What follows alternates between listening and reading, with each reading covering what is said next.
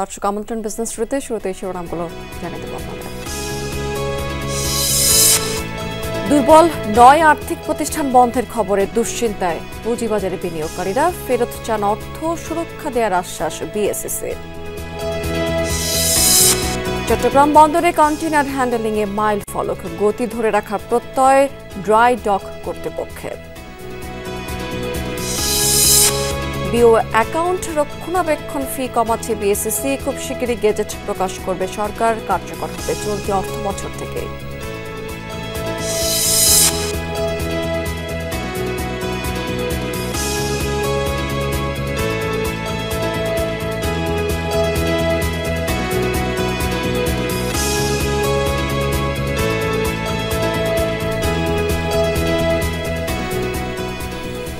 এতক্ষণ শিরোনাম দেখছিলেন, এবার চলে যাচ্ছে পুরো খবর এবং পুরো সময় জুড়ে আপনাদের সাথে থাকবো আমি রাবেয়া স্মৃতি।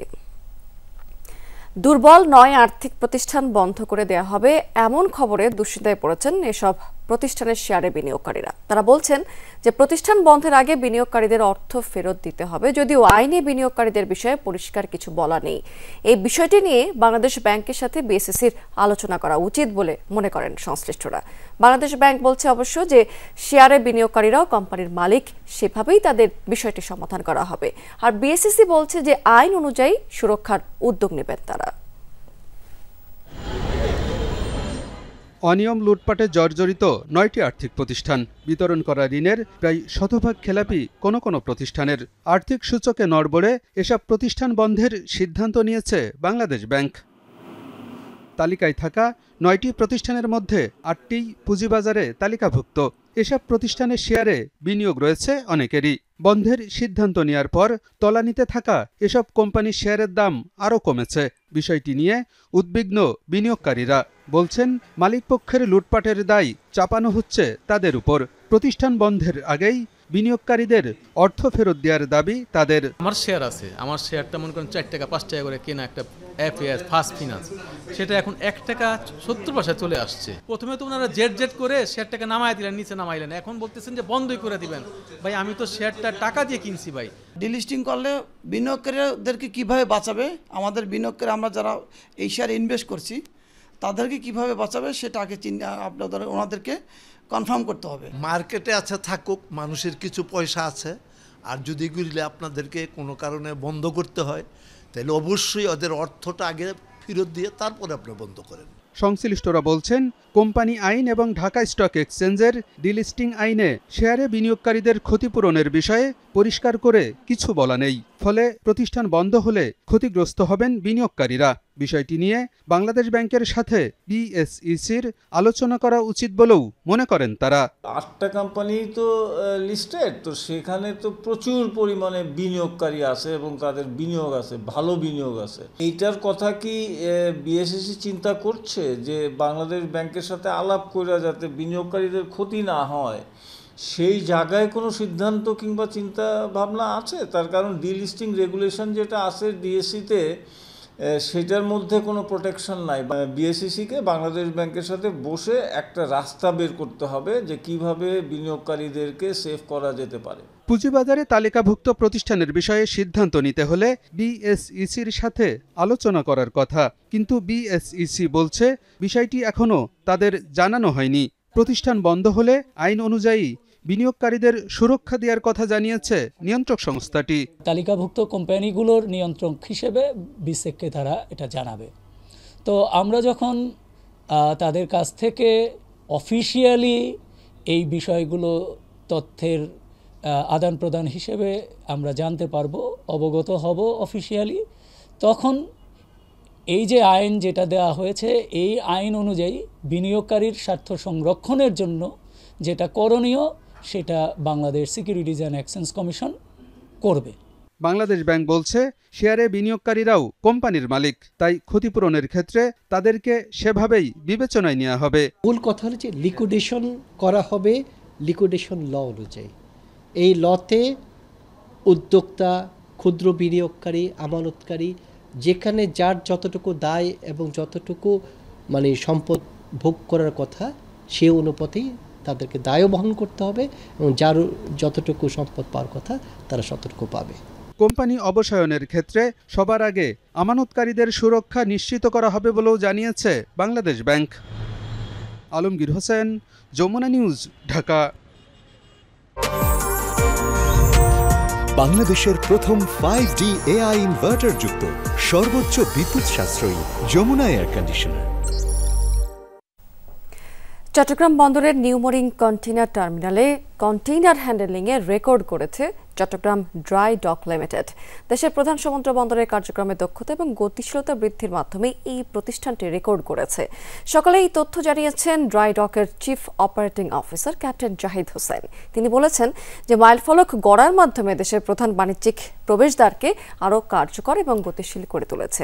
31 আগস্টের আগের সব রেকর্ড ছাড়িয়ে একদিনে 5061টি ইউএস কন্টেইনার হ্যান্ডেলিং করেছে নৌবাহিনীর প্রতিষ্ঠান ড্রাই ডক লিমিটেড। আগস্ট মাসে এনসিটিতে মোট ৭৫,৫৮৭টি বক্স কন্টেইনার হ্যান্ডেলিং হয়, যার পরিমাণ ১,২২,৫১৭টি ইউএস। এটা চট্টগ্রাম বন্দরের ইতিহাসে এক মাসের কন্টেইনার হ্যান্ডেলিংয়ের সর্বোচ্চ রেকর্ড। ক্যাপ্টেন জাহিদ আরও জানিয়েছেন যে ড্রাই ডকের ব্যবস্থাপনা এবং অভিজ্ঞ টিমের কারণে জাহাজ আগমন, কন্টেইনার ডেলিভারি এবং গেট অপারেশন সহ প্রতিটি পর্যায়ে উন্নতি হচ্ছে। তার মতে এই সফলতা শুধু আমদানি রফতানি খাতেই গতি আনবে না, বরং ব্যবসা বান্ধব অবকাঠামো এবং পরিচালন দক্ষতার শক্তিশালী বার্তা পৌঁছাবে। চলতি অর্থ বছরের প্রথম 2 মাস জুলাই আগস্টে বিশ্ববাজারে বাংলাদেশের পণ্য রফতানি প্রবৃদ্ধি হয়েছে 10.61%। রফতানি উন্নয়ন ব্যুরো ইপিবি এর হালনাগাদ পরিসংখ্যানে এই চিত্র দেখা গেছে। ইপিবি জানিয়েছে অর্থবছরের শুরুতে রফতানি পারদর্শিতায় দৃঢ়তা দেখাচ্ছে, তবে বিশ্ববাজারে চাহিদার ওঠানামা এবং পরিবর্তনশীল বাজার পরিস্থিতি বাংলাদেশের রফতানি খাতের জন্য চ্যালেঞ্জ তৈরি করছে। অর্থবছরের প্রথম 2 মাসে পণ্য রফতানি হয়েছে $868.55 লাখ। গত অর্থ বছরের একই সময় রফতানি হয়েছে $785.27 লাখ পণ্য।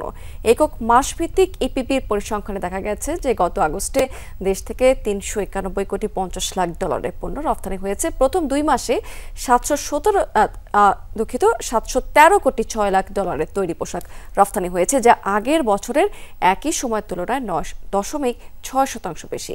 চামড়া এবং চামড়াজাত পণ্য রফতানি হয়েছে $22.87 লাখ। কৃষি পণ্য রফতানি হয়েছে $17.46 লাখ, যা বছরের ব্যবধানে বেড়েছে 3.96%।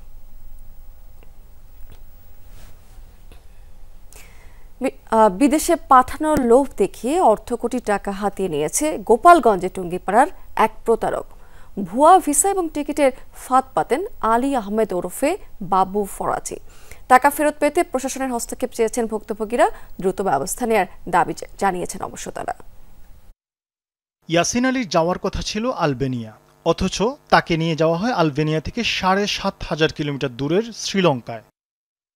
ইয়াসিনকে আলবেনিয়া পাঠানোর নামে শ্রীলঙ্কা নিয়ে যান আলী আহমেদ বাবু ওরফে বাবু ফরাজি। গোপালগঞ্জের টুঙ্গিপাড়ার বর্ণি গ্রামে পাশাপাশি বাড়ি তাদের। পৃথিবীর নানা প্রান্তে লোক পাঠানোর ফাঁদ পাতেন বাবু। ভুয়া ভিসা ও ভুয়া বিমানের টিকিট দিয়ে হাতিয়ে নিয়েছেন 7 পরিবারের অর্ধ কোটি টাকা। 4টা ভিসা দেয় এবং প্রথম দেয় নিউজিল্যান্ড, তারপর হচ্ছে আপনার আলবেনিয়া, তারপর হচ্ছে আপনার কিরগিজস্তান, তারপর হচ্ছে ভিয়েতনাম। এবং ভিয়েতনামে পাঠানোর সময় আমাকে 3টা ভুয়া টিকিট দেয়। টিকিটগুলো আমি যাইতে পারি না, আমি এয়ারপোর্ট থেকে ফেরত আসি। হঠাৎ করেই দালান তুলতে শুরু করেছিলেন বাবু ফরাজি। নির্মাণাধীন পড়ে আছে বেশ কিছু ঘর। বাড়িতে পরিবারের সবাই থাকলেও পালিয়ে বেড়াচ্ছেন তিনি। দায় নিতে চান না পরিবারের কেউই। আমাদের থেকে 10.5 লাখ টাকা নিয়েছে। তার ফ্যামিলিকে বললে এই সেই এদিক সেদিক, অথচ যখন টাকা নেয় তখন কিন্তু সে বাড়িতেই ছিল। বাড়িতে থেকে বাড়িঘর করছে, ভাই বোন সবাইকে নিয়ে খাইছে, চলছে। বউরে সরায় এখন নিজে পালায় আছে। বাবুর বিদেশ পাঠানোর কথায় সব বিলিয়ে সর্বশান্ত টুঙ্গিপাড়ার বর্ণি গ্রামের অনেকে। প্রতি পরিবার থেকে 5 থেকে 15 লাখ টাকা হাতিয়ে নিয়েছেন ওই ব্যক্তি। বিভিন্ন দেশের ভুয়া ভিসা দিতেন, উল্লেখ থাকতো চাকরির কথাও। গ্রামের লোকদের বোকা বানাতে কপি করা থাকতো সিলমোহর। টাকাও দেয় না, বিদেশে নিচ্ছে না, অনেকে দেশ বাড়িও ছাড়ছে এই টাকার জন্য। আমার ছেলের বাইরে যাওয়ার জন্য বলি, ও 50,000 টাকা দিই, কিছুদিন পরে আমাকে একটা কাগজ দেয়, এই কাগজটা ভুয়া। বারবার সালিশে ফেরত পাওয়া যায়নি টাকা। টুঙ্গিপাড়া থানায় অভিযোগ দিয়েছেন ভুক্তভোগী এক পরিবার। এরপরই গা ঢাকা দিয়েছেন আলী আহমেদ বাবু। ও তো আগের দেশে টাকা, ও আগে 10.5 লক্ষ দেওয়া হয়ে গেছে। খুব সম্ভব এয়ারপোর্টে নিয়েছিল, নিয়ে টিয়ে ঘুরে টুরে বিষে হয় নাই, এটা হয় নাই, টেটা হয় নাই, ওই এনতে চলে আইছে। তারপরে তো এই যে পলাইছে, আর তার খোঁজ খবর নাই। ক্যামেরায় বক্তব্য দিতে না চাইলেও ফোনে তদন্তকারী কর্মকর্তা জানালেন বাবু ফরাজির বিরুদ্ধে নেওয়া হচ্ছে আইনগত ব্যবস্থা। মায়ের বললাম যে আপনারা জড়িত আছেন, আপনারা কিন্তু গ্রেফতার হয়ে যাবেন, যেটা আর কি আমরা বলি। আপনারা দেখেন, নইলে আপনাদের বিরুদ্ধে কিন্তু আমরা অ্যাকশনে যাব। শরীফ ফারুকী, যমুনা নিউজ। মংলার তরুণ উদ্যোক্তা রবিউল ইসলাম মাশরুম চাষ করে হয়েছেন সফল। তাকে দেখে অনেকেই আগ্রহী হয়ে উঠেছেন এই উৎপাদনে। রবিউলের কাছ থেকে প্রশিক্ষণ নিয়ে প্রায় 30 জন তরুণ হয়েছেন স্বাবলম্বী। কৃষি কর্মকর্তারা মাশরুম চাষে আর্থিক সমৃদ্ধির সম্ভাবনা দেখছেন। তারা জানিয়েছেন যে খামারিদের প্রয়োজনীয় সহায়তা দিয়ে যাচ্ছে কৃষি বিভাগ।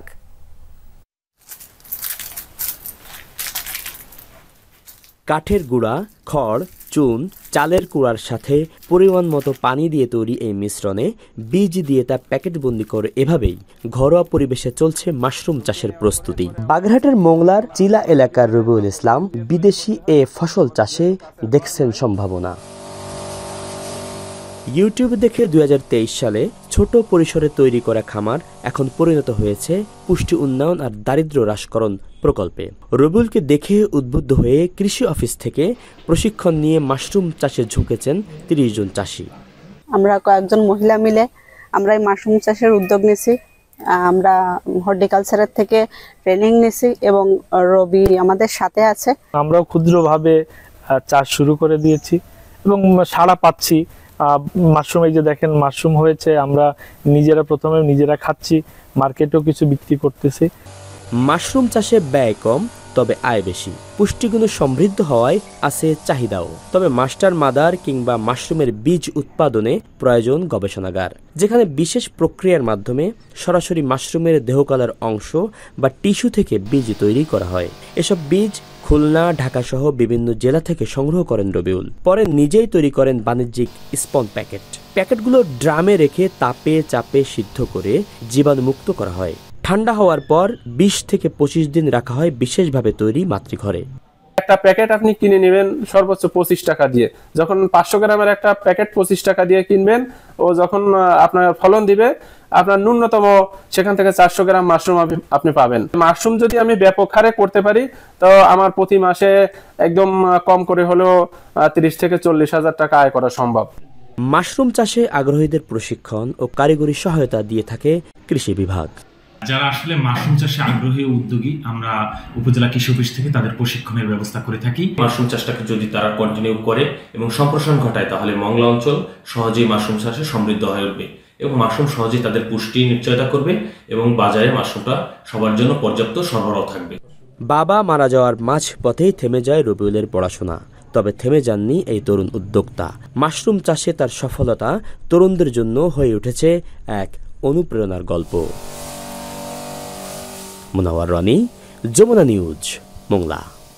বিও অ্যাকাউন্ট রক্ষণাবেক্ষণ ফি কমালো বিএসএসি। বিনিয়োগকারীদের বিও অ্যাকাউন্টের রক্ষণাবেক্ষণ ফি 450 টাকা থেকে কমিয়ে 150 টাকা করা হয়েছে। এই অর্থ সমান 3 ভাগে ভাগ করা হয়েছে। ডিপোজিটারি পার্টিসিপেন্টস এবং বিএসএসি প্রত্যেককে 50 টাকা করে পাবে। এই প্রস্তাব খুব শিগগিরই সরকারি গেজেটে প্রকাশ করা হবে। এটি চলতি অর্থবছর থেকে কার্যকর করা হবে। তবে গেজেট প্রকাশের আগে পর্যন্ত পূর্ববর্তী বছরের জন্য বিনিয়োগকারীদের বিদ্যমান 450 টাকা ফি পরিশোধ করতে হবে। অন্যদিকে 2024-25 অর্থ বছরের বিও অ্যাকাউন্ট রক্ষণাবেক্ষণ ফি প্রদানের সময়সীমা আরও এক দফা বাড়ানো হয়েছে। নতুন এই সময়সীমা আগামী 15 অক্টোবর পর্যন্ত নির্ধারণ করা হয়েছে। এর আগে সময় বাড়িয়ে 31 আগস্ট পর্যন্ত করা হয়েছিল।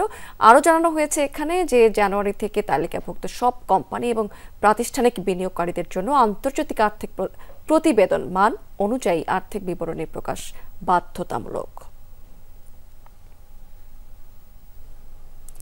দর্শক, এবার আপনাদেরকে আজকের পুঁজিবাজারের এখনকার আপডেট জানিয়ে দেব। আজকে কিন্তু আমরা সকাল থেকে দেখতে পাচ্ছি কিছুটা ঊর্ধ্বমুখী প্রবণতা বিরাজ করছে পুঁজিবাজারে।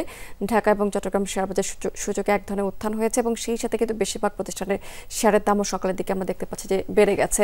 প্রধান সূচক ঢাকা শেয়ার বাজারের কথা যদি বলি, আজকে প্রায় 30 পয়েন্টের মতো এই সূচকটি বেড়েছে এবং অবস্থান করছে 5,651 পয়েন্টে। অন্য দুটি সূচকও বেড়েছে। ডিএসসি সূচক সেটি 5 পয়েন্টের মতো বেড়ে 1,238 পয়েন্টে আছে। DS30 সূচক যেটি সেটি 9 পয়েন্টেরও বেশি বেড়ে 2,204 পয়েন্টে অবস্থান করছে এবং টোটাল ট্রেড করেছে এখন পর্যন্ত ঢাকা শেয়ার বাজার 728,75,00,000 টাকার মতো শেয়ার। এবং ট্রেড হওয়া কোম্পানিগুলোর মধ্যে যেমনটি বলছিলাম যে বেশিরভাগ প্রতিষ্ঠানের শেয়ারের দাম বেড়েছে। 238টি প্রতিষ্ঠানের শেয়ারের দাম এখন পর্যন্ত বেড়েছে ঢাকা শেয়ার বাজারে। 104টি প্রতিষ্ঠানের শেয়ারের দামে পতন হয়েছে এবং 51টি কোম্পানির শেয়ারের দাম অপরিবর্তিত রয়েছে। টপ 20তে আমরা কি দেখতে পাচ্ছি আজকে? সিটি ব্যাংক এখন পর্যন্ত প্রথম অবস্থানটি দখল করে রেখেছে এই কোম্পানিটি এবং ইতিমধ্যে ট্রেড করে ফেলেছে এই কোম্পানিটি প্রায় 44 কোটি টাকার মতো। এবং এই কোম্পানিটি কিন্তু সকাল থেকে ট্রেড হচ্ছে, আমরা দেখতে পাচ্ছি 26 থেকে 27 টাকার মধ্যে এবং এখন পর্যন্ত সিটি ব্যাংকের লাস্ট প্রাইস 27 টাকা 60 পয়সা রয়েছে। অরিয়ন ইনফিউশন এটি দ্বিতীয় অবস্থানে আছে প্রায় 35 কোটি 33 লাখ টাকার মতো শেয়ার ট্রেড করে। আর 21 কোটি 86 লাখ টাকার কিছু বেশি লেনদেনে যমুনা ব্যাংক তৃতীয় অবস্থানে আছে। স্টার্ন ব্যাংক এটি আছে চতুর্থ অবস্থানে প্রায় 19 কোটি 46 লাখ টাকার মতো শেয়ার ট্রেড করে। ইনটেক এটি পঞ্চম অবস্থানে আছে এবং খুলনা খান ব্রাদার্স এটি ষষ্ঠ অবস্থানে আছে। চট্টগ্রাম শেয়ার বাজারে কি অবস্থায়, সেখানেও কিন্তু ঊর্ধ্বমুখী প্রবণতার কথা আমরা বলছিলাম এবং সার্বিক সূচক যেটি সেএসপি সেটি ইতিমধ্যে 92 পয়েন্টের মতো বেড়েছে এবং এই সূচকটি অবস্থান করছে 15,745 পয়েন্টে এবং এখন পর্যন্ত সিএসসি কিন্তু টোটাল ট্রেড করে ফেলেছে 9 কোটি 14 লাখ টাকার মতো শেয়ার।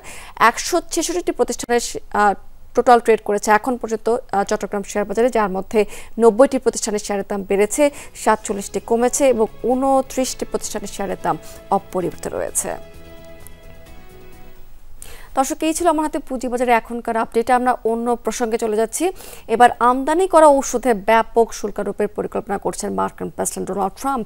এর মধ্যে শুল্ক হার নিয়ে প্রস্তাব দিয়েছে হোয়াইট হাউস। এক্ষেত্রে কিছু কিছু ঔষধের উপর 2% পর্যন্ত শুল্ক আরোপ করা হতে পারে। এই পরিস্থিতিতে যুক্তরাষ্ট্র ঔষধের দাম বেড়ে যেতে পারে কয়েক গুণ। জরুরি ঔষধ আমদানি বিঘ্নিত হতে পারে বলেও জানিয়েছেন বিশেষজ্ঞরা। বার্তা সংস্থা এপি জানিয়েছে যে কয়েক দশক ধরেই বিভিন্ন ধরনের ঔষধ যুক্তরাষ্ট্রে শুল্কমুক্তভাবে প্রবেশ করেছে। এই সিদ্ধান্ত বাস্তবায়িত হলে বাজারে বড় প্রভাব পড়তে পারে। শুল্কের কারণে সবচেয়ে বেশি ক্ষতি হবে ভোক্তাদের।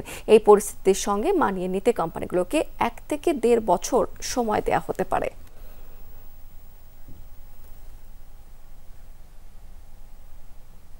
দর্শক, এই ছিল বিজনেস টুডে এখনকার আয়োজনে। এতক্ষণ সঙ্গে থাকার জন্য ধন্যবাদ আপনাদের সবাইকে।